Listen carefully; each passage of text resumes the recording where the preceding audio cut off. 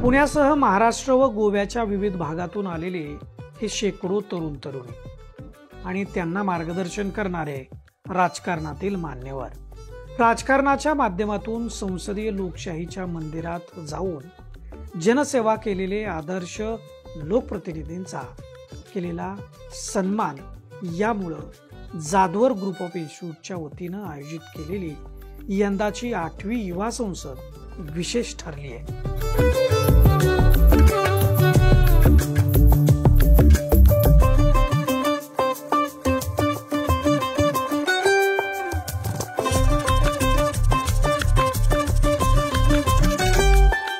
प्राचार्य डॉक्टर सुधाकरराव जाधवर यांनी स्थापन केलेल्या जाधवर ग्रुप ऑफ इन्स्टिट्यूटचे उपाध्यक्ष ॲडव्होकेट शार्दूल जाधवर यांनी 8 वर्षापूर्वी युवा संसद सुरू केली। सर्वसामान्य कुटुंबातले, वाड्यावरचे, दुर्लक्षित घटकातले तरुण तरुणी राजकारणाच्या मूळ प्रवाहात यावेत यासाठी ॲडव्होकेट शार्दूल जाधवर यांनी ही युवा संसद सुरू केली।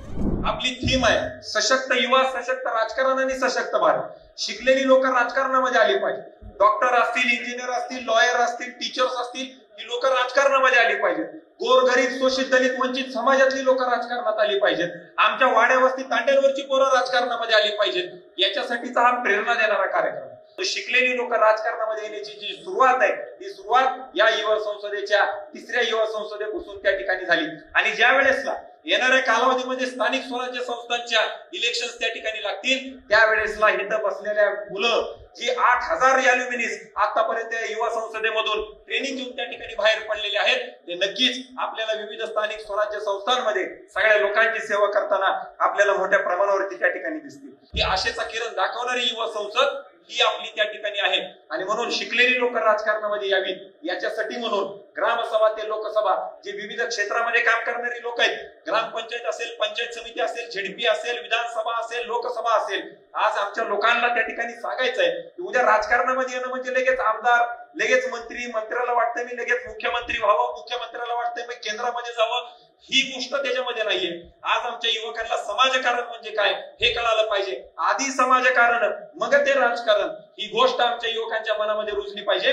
म्हणून ग्रामसभा ते लोकसभा, लोकसभेच्या खासदारापेक्षा सुद्धा जो आपल्या ग्रामपंचायतीच्या वार्डामध्ये त्या ठिकाणी ग्रामपंचायत सदस्य असतो तो अत्यंत जास्त पद्धतीचं काम आणि लोकांचं कनेक्ट त्याचा जास्त मोठ्या प्रमाणावरती असतो। आज मला या सगळ्या विद्यार्थ्यांना एकच गोष्ट सांगायची आहे की आपल्या समोर किती जरी बलाढ्य लोक असली तरी देखील तुमचा कनेक्ट असेल, लोकांसाठी जर तुम्ही काम करत असाल तर दर 5 वर्षांनी तुमची सगळ्यांची परीक्षा आहे आणि या परीक्षेमध्ये नक्कीच तुमचं जर काम चांगलं असेल याच्यामध्ये तुम्ही पास झाल्याशिवाय त्या ठिकाणी राहणार नाही। 30 व 31 जानेवारी रोजी झालेल्या या युवा संसदेत राज्याचे उच्च व तंत्रज्ञान शिक्षण मंत्री चंद्रकांत पाटील, माजी केंद्रीय राज्यमंत्री डॉक्टर भागवत कराड, माजी मंत्री छगन भुजबळ, माजी मंत्री सुधीर मुनगंटीवार, माजी मंत्री अरविंद सावंत, माजी मंत्री यशोमती ठाकूर, राज्य महिला आयोगाच्या अध्यक्षा रुपाली चाकणकर यांच्यासह अनेक मान्यवरांनी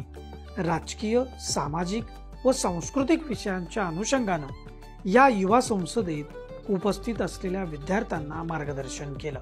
खरंच युवा संसदेचा लाभ राजकारणात येऊ पाहणाऱ्या या युवा पिढीला होतोय? या युवा संसदेबद्दल त्यांना नेमकं काय वाटतंय? माझी दुसरी वेळ आहे कार्यक्रमाला यायची। मी BCA फर्स्ट इयरचा विद्यार्थी आहे।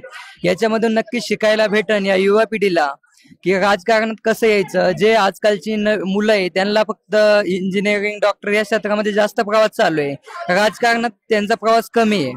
आणि आमदाराची मुलं आमदार, खासदाराची मुलं खासदार याच्यातून असं वाढत चाललंय, आपले मुलं येत नाहीये। त्यामुळे ह्या शार्दूल सरांनी हा प्रयत्न केलाय, खूप चांगला वाटलं। मी प्रॉपर संभाजीनगरचा वैजापूर तालुक्यामधून खरजे गावचा आहे। म्हणजे ज्यांचं काही स्वप्न आहे राजकारणात यायचं त्यांना काही ना काही नक्कीच याचा फायदा होईल. जे चेहरे आम्ही कधी पाहिले नव्हते, ज्यांचं समोरून ज्यांना आम्ही मीडियाशिवाय बघितलं नव्हतं, ते आम्हाला इथं समोर भेटले. आणि दुसरी गोष्ट, त्यांची मतं आम्हाला ऐकायला भेटली. हिमाचल से हूँ. इस युवा संसद से बहुत कुछ हमें सीखने को मिला है. युवा को कैसे आगे बढ़ना चाहिए ये सब हमें पता लगता है. कल हमारे जो संसद हुई उसमें यशोमती ठाकुर जी आई थी. उनसे भी बहुत सी प्रेरणा हमें मिली है, स्त्रियों को लेकर, महिलाओं को लेकर विशेषकर क्या क्या उन्हें, मतलब क्या उनको जो है विशेष उनको करना चाहिए, ये सब हमें पता लगा है. युवा संसदला यायची माझी खरं तर दुसरी वेळ आहे. सरांचं जे कल्पना आहे की राजकारणात मुलं यायला पाहिजे ते अक्षरशः उत्कृष्ट आहे. की इतर मुलांना जायचं असतं तर ते फील्ड बघतात की सॉफ्टवेअर इंजिनिअरिंग बघतात, हार्डवेअर नेटवर्किंग बघतात, किंवा मी स्वतः सॉफ्टवेअर इंजिनिअरिंग मध्ये जायचं बघत होतो. यावेळेस सरांची अशी कल्पना आहे की आपल्या कॉलेजमधून किंवा आपल्या विद्यार्थी जे युवा संसदला आले त्यांच्यातलं कोणतरी कृषी मंत्रीमध्ये यावं किंवा पॉलिटिक्स मध्ये यावं, त्यांचं महत्व आहे. कारण की कुणाला तरी उतरावं लागणारच आहे. आता सांगणारे सांगतात की पॉलिटिकल घाण आहे, तर उतरायला कोणाला तरी हवं. बदल तो हवा. किती दिवस वयस्करांनीच यावं, युवा पिढीला सुद्धा एक इच्छा द्यावी, चान्स द्यावा, पुढे यायला, त्यांची मतं मांडायला त्यांना एक चान्स द्यावा, असं माझं म्हणणं. आता या प्रकारची युवा संसद माझ्यासारख्या तर खूप पोरांना मदतीला येईल. कारण की आपल्याला हितच कळतंय आपल्याला पुढे करायचं काय. आपण इंजिनियर, डॉक्टर तर सगळेच होतात. राजकारणात पण येऊन कोणीतरी हातभार लावला तर तेवढंच भारताला आपल्या पुढे जायला मदत होईल. युवा संसद हे खूप छान आहे, म्हणजे आमच्यासाठी मोटिवेशनल आहे. म्हणजे आमच्यासाठी, आम्ही जे कधी पाहिलं नाहीये, ज्या व्यक्तींना आम्ही कधी प्रत्यक्षात भेटलो नाहीये, त्यांना आता आम्हाला भेटता येते. आणि ते खूप छान आहे. आणि ज्यांना जे म्हणजे नाही का पुढे जर राजकारणामध्ये वगैरे करिअर करायचं असेल तर त्यांच्यासाठी खूप मोटिवेशनल आहे. आपल्याला आता राजकारणाबद्दल इतकी माहिती नसते, तेवढी माहिती पण मिळते आणि भरपूर काही शिकण्यासारखं आहे. राजकारणात येऊ पाहणाऱ्या या युवा पिढीचा आशावाद या युवा संसदेनं उंचावलेला आपल्याला बघायला मिळाला. ही पिढी उद्याच्या महाराष्ट्र व भारताचं भवितव्य, यांच्यातूनच उद्याचं नेतृत्व घडणार आहे. आणि त्यासाठीची पायाभरणीच ही युवा संसद करते.